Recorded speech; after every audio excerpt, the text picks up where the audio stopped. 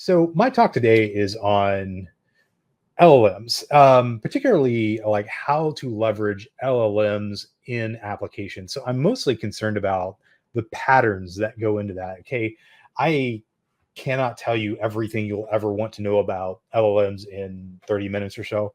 I do want to try to give you an overview of the kind of components you need to think about, hopefully in a bite-sized chunk, so that you can kind of put all the pieces together and see how all this stuff kind of fits together so that you can use it in applications. So that's my goal today. And so the patterns themselves would apply regardless of what LLMs you're using. You could be using ChatGPT, like applications using GPT-4, 3.5. You could be using something off of Hugging Face, where there's a lot of hosted models there. You might be using something from Facebook or Google or something that's homegrown. LLMs really are just a powerful tool that give you all kinds of different options for working with natural language. So an LLM itself is just a large AI model that's been built off of large collections of documents and data that basically tries to respond to natural language input and return natural language output. So it's attempting to respond in the way that a human being would, by looking at tons and tons of data that were written by humans, and it's trying to understand context and all of the ways that words are used and how they relate to one another, and particularly around the subject matters that you're asking it about, and so many other things, so that it can respond in an intelligent way. So let's just dive right in and go with my first demo. My first demo is around just hey, let's just intro a um, LLM. What's like one of the most basic things you can do with an LLM? And that's just ask it to do something. Now, there's nothing about this that's special. It's called zero shot prompts. And basically, what a zero shot prompt is just do something. And you ask it a question, you tell it to do something with no additional context. You just describe what you're looking for. And what a zero shot prompt is attempting to do is just use what's baked into the model to produce some kind of result. So in this case, I'm just telling it to generate me a quote, generate me an inspirational quote. I say, tell me all about LLMs or something like that. And I'll say, get inspired. And behind the scenes, what this is doing is generating a prompt, and I have the code sending it off to um, OpenAI. I'm using OpenAI's models on Azure. So I'm using hosted OpenAI on Azure to do this. And this is using GPT 3.5 behind the hood. And I'm just packaging it up as a prompt, sending that over to the API and saying, give me back a quote. And it gives me some back, some inspirational quote. Then I'll let you read that, but it's talking about the journey and love of mastery and flickering flames. It's supposed to be poetic and philosophical at the same time, among many other things. And so the idea here is it's just everything that's baked into the LLM is what it's using. There's no additional context, and this is just very simple back and forth request response for a zero shot prompt. And the trick to these is just trying to get used to how a prompt will influence an LLM. There's nothing special about these. They're limited use. They have very limited use in real world applications, but it's a good way to just kind of learn how prompts work and just get a feel for what you can do with these kinds of things. So that's why I included it as kind of just an intro to this, because yeah, it's kind of cool. Okay, you can interact with this, and I can ask it a question, tell it to do something, and it gives me back a response. It's very grammatically correct. It means something. It's got content that's specific to what I'm looking for, and so on. So there's a lot of stuff in this. The next one is where things get a little bit more in the weeds, and that's where we're going to talk about prompt engineering. Prompt engineering is another set of patterns that is really the heart and soul of everything that you do when you're developing applications using LLMs. So prompt engineering is the art of crafting the prompts that you send to the LLM, just like I did before, except here there's a set of patterns that you can use, and there's a ton of patterns I could talk about. But the basic it looks like this. You have an LLM, you have some kind of client app, and then you might or might not have external content. or external context that you bring into the prompt. Most of the time when you're dealing with LLMs of some kind, you're going to bring in some external context. So what I mean by that is I'm going to bring in some kind of data that I want the LLM to work with. I'm going to tell it what I want it to do, and I'm going to tell it, here's the data I want you to work with. And so I take the instructions essentially, and I take that data and I combine it, and that's what I use to create my prompt. I pass that back to the LLM, and then it returns back something to me. Now, there's a lot of different patterns you can use with this, and I could go into each one of these and spend a lot of time on each one of those. But ones that I'm going to call out here are instruction prompting. Instruction prompting is where you tell it to do something with the data you're sending in. This is a very useful one. Now, typically, instruction prompting is just a set of instructions that you describe in prose. You can give it like a step-by-step instructions if you want to do that, but it's very useful. You just say, here's my data, here's what I want you to do with it, and then the LLM will try to understand what exactly you're trying to do. Another one that's very similar to that is called few-shot prompting. And few-shot prompting is where you take something like instructions and data and you provide examples to go along with that. So the examples that you would have would be the external context that I'm talking about here. So in this case, I would give it some sample data that I want to use, and I can use that sample data to say, here's what I kind of want you to do for output. Here's my data. Here's my context. I might say, here's some prose, here's some sample outputs, and I want you to analyze my prose and make it look like whatever I'm giving in my sample output. So that's a very useful pattern there. So it's basically providing examples for desired inputs and output pairs. Instruction prompting is just combining that with instruction prompting, and then you get something that is going to be very useful for getting very specific outputs. And I'll show you, we'll have some examples of this later on. I do want to mention another one right here. Role playing is another kind of prompt that is sometimes used with instruction prompting and few-shot prompting. You tell the LLM what kind of role you want the LLM to fulfill. So in the case of an example I'm going to give later, it's like, you're a research assistant. And so that kind of gives a color to the prompt that the LLM will be able to use. It's okay, I'm going to be doing some kind of research, and I'm going to reply to the prompt in the same way that a research assistant would. And based on the instructions and then maybe some examples, I would then get back a response that's very similar to what a research assistant might do. And I do want to mention another one here. I'm not going to be able to get into all these down here, but I do want to say chain of thought prompting is another very powerful prompt pattern that I could spend a whole like half an hour talking about. But this one basically is where you have combinations of instructions, but it's multiple steps in the process. So step one, do this. Step two, from the output from step one, do this. Step three, from the output from step three, do this. And it gives the LLM the ability to break down each section of your prompt and analyze each section individually. And that way you have a so-called chain of thought that is giving some context and some kind of taxonomy to what you're trying to get out of the prompt.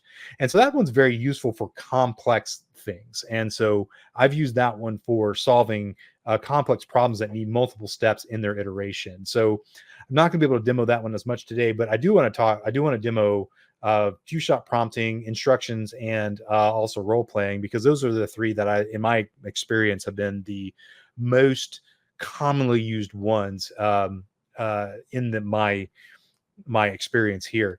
Now, some of these other ones are definitely something that you might want to consider, but for our purposes today, let's just look at this. So I'm going to do a little bit of prompt engineering for some output here. And so what I've got down here is an example application. And this one, what I want to do is I want to do something with a Wikipedia article. So what's going on behind the scenes for this demo is I have some code that's going to go out to Wikipedia. It's going to scrape the content from Wikipedia, and that's going to use that as my context. So that's just some data. And I'm going to tell my LLM to do something with that data. Now, behind the scenes, I'm combining the Wikipedia article and then what I'm trying to describe in my prompt here what I want it to do. I'm taking those and then passing that to the LLM, and it's going to return back some kind of results. So how do I want to summarize this? So I'm going to use this article about a Tyrannosaurus Rex, and I'm going to come down here and I'm going to paste that URL in. I'm going to say how I want to summarize this. I'm going to say, can you summarize this this article using pirate speak? And so I'm going to use pirate speak, like you might, like, I can't even talk like a pirate today. And let's just see what this does. I'm going to see if it will actually do this. Maybe it'll summarize the article and give me back some results that look like a pirate talk if all goes well. Now, this one might take a minute to do because it's going to have to scrape a lot of content and analyze it. So this is what's going on in the background here. And so that's the scrape content. And let's see what it's doing. There's my results. It did summarize it. Where's my pirates? It doesn't look like it gave me pirates creep. Describes the habitat. Let's try it one more time. Let's see if it'll work. Sometimes if you run something again, it did summarize the article, but it didn't do the pirate speak part. Nice try, but it at least did summarize it for me.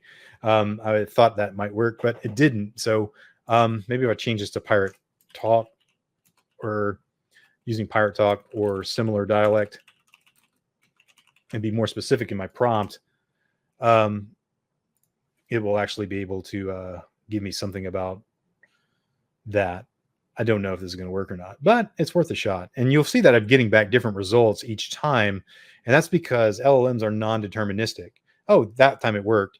So here's the pirate talk right here. Okay. R. me hearties, me article will be about fearsome beast known as the T-Rex and so on. So yeah, that adding that little extra piece of context there did enable me to do a summary based on pirate talk and similar, so on. So that's the kind of, this is silly, but you could definitely use this for other kinds of analysis or output, depending on what you put into your prompt. But this one, I'm giving it instructions and I am giving it context. So I'm combining like instruction-based prompting with context. I'm not giving it examples, so I'm not doing any kind of multi-shot prompting here, but that is one of the patterns that I could definitely use for it. So moving on from that, there's another kind of pattern that you can use with this kind of thing. And this is natural language to code. And this is a very powerful way to use LLMs. Now, there's a lot of different ways that this actually can be leveraged. Now, the way I'm going to demo it today is using natural language to SQL. But one thing that you can do with this pattern is you can use natural language to describe algorithms, and it has the ability to create code, run that. Well, not chat. You can have it create code. You can then execute that code, get the output from that code, and then interact with the result some. And that's kind of what this is going to do. But in this case, I'm basically going to use the LLM to write SQL statements based on natural language prompts. And so for this example, I have a client application and I have a database execution environment, which is my database, and I have an API and I have an LLM. So I'm going to describe what I'm going to look for, and then the API is going to receive that. It's then going to call the LLM. It's going to take that natural language request and translate that into some kind of code, and then it's going to execute that code. So this is exactly what I'm doing down here. I've ingested some data into a search database, and so my client application is going to call the LLM, get some SQL code, and then take that back to my search database, execute the SQL, and then it's going to pass it back to my client application. So in this execution, what I did is I have a database of Jeopardy questions. So what I did is I took this data set and I put it into a SQLite database that's running, and I wired up an API, and the API is basically receiving the call. I'm gonna say enter my question about Jeopardy, and then it's going to try to understand what I'm asking it and then generate a SQL query. So behind the scenes, what this is doing is I'm basically describing the schema like I have here in my prompt. So behind the scenes, I'm taking the question and I'm describing my schema, which is basically what we might call in-shot prompting. So I'm describing the output and the input using an example. I'm describing the exact schema of my database here's my question, and then I'm telling it based on instructions what my output should be. So in that case, I'm using an in-shot prompt with instructions to get back a SQL query, and then I'm going to take that SQL query and execute it against the database, and then that should return results. So let's ask this a question here. Can you give me questions that mention Star Trek or Star Wars? And that's a pretty popular category on Jeopardy. So let's see, let's submit the question. And behind the scenes, I should get back a query that looks like this. So the LLM generated this. So from the tables, SQL query, select from questions and answers where question like Star Trek or question like Star Wars limit to 500. So that's my query that it generated based on this question right here and the context I provided to it. And here's the result. So the question has so many questions about it. They're all Star Trek or Star Wars related questions. So you get a long list of these questions related to that. And so this is a very useful prep pattern if you need to do data analytics using LLMs. So what you can tell it to do kind of as a second step is once you have the results back, you can return those results back. Then you can pass the results back to the LLM and have it analyze that in some way, like provide me a summary of these questions, give me some kind of output from it. If you're generating some kind of code with this, it doesn't have to be SQL code. You can generate Python code and execute the Python code. You can generate like any kind of scripted language that you can execute in kind of like a closed environment. You could definitely do that. So a database is one such environment, like a containerized environment to execute little code snippets would be another such environment. You generally want to do this, though, in an environment that is secure. You don't want to do this in an environment that has wide or broad permissions because it could generate code that could be harmful. So if I was going to do this against a database, I would want to make sure that it's got only read access. It can't do things like delete or update or any kind of data manipulation with the prompt I'm going to be running, or at least the user I'm going to be running this execution of the query under. So it can only read data.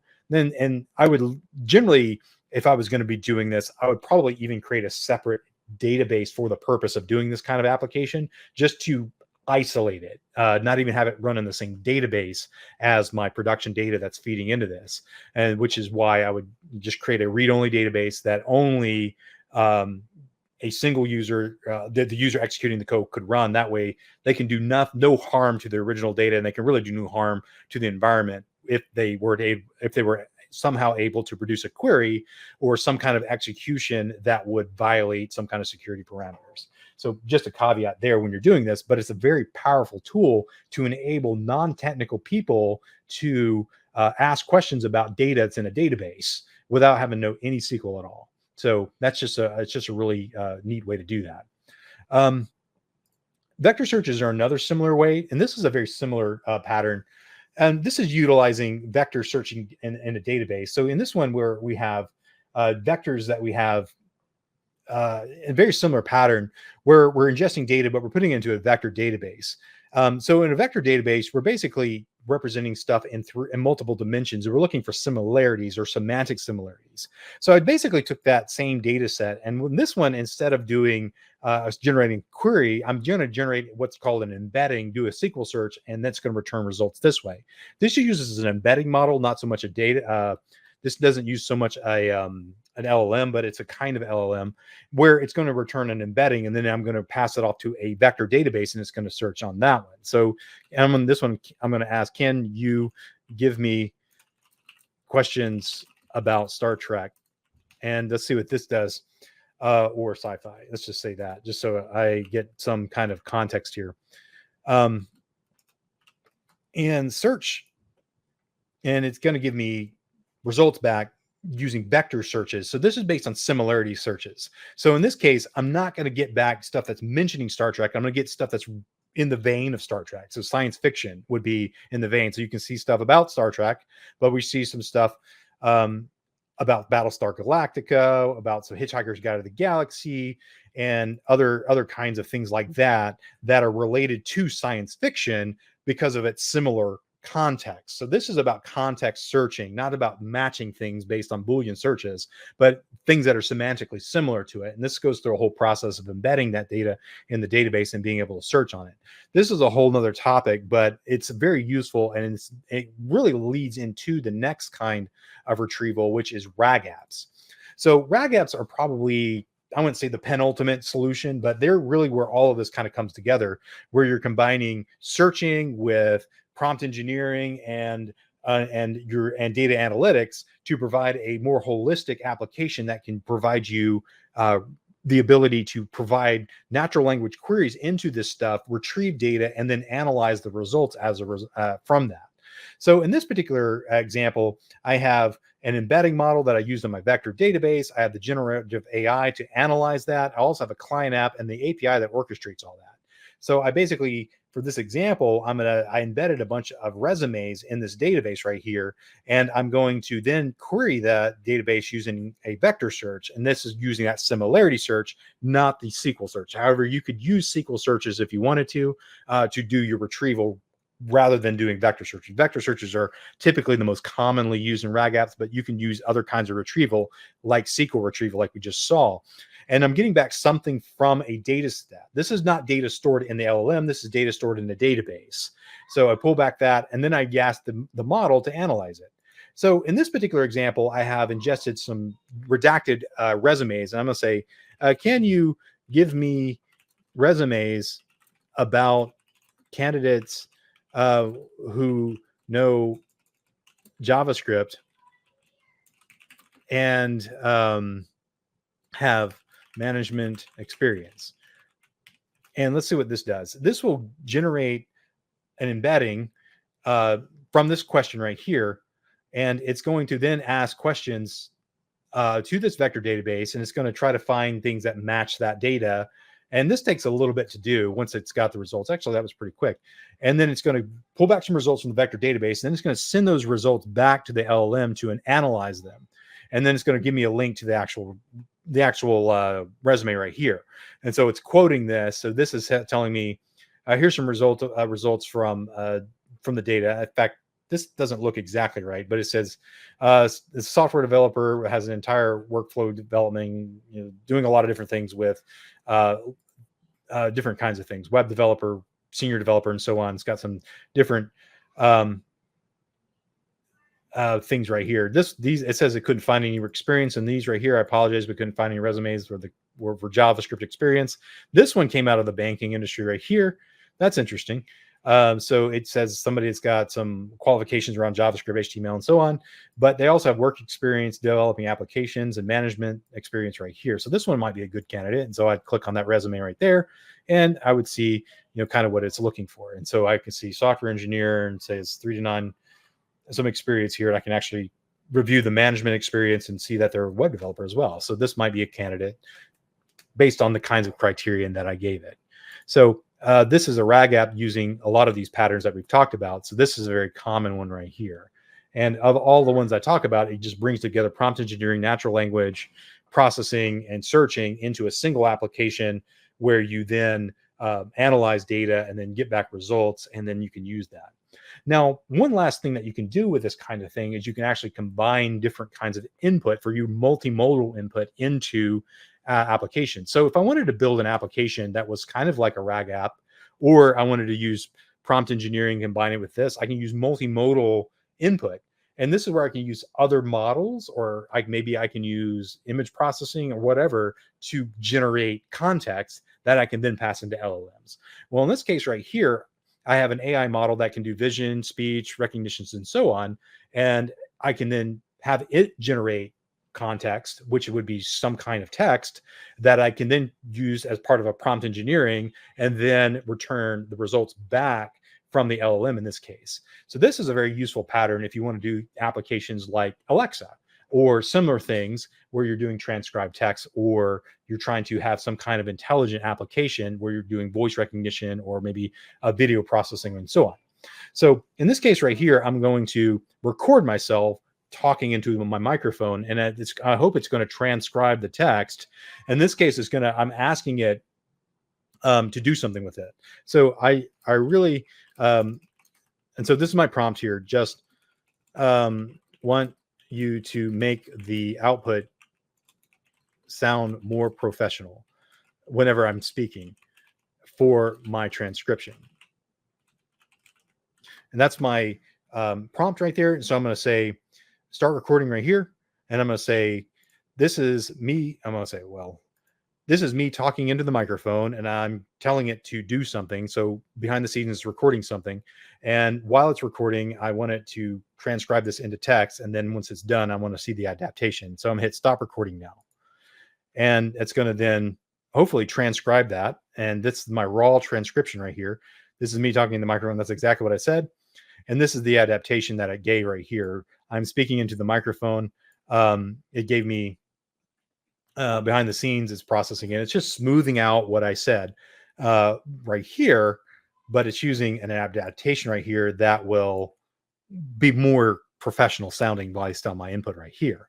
So using that prompt engineering, I'm using instructions, I'm using context, and then I'm expecting some kind of results.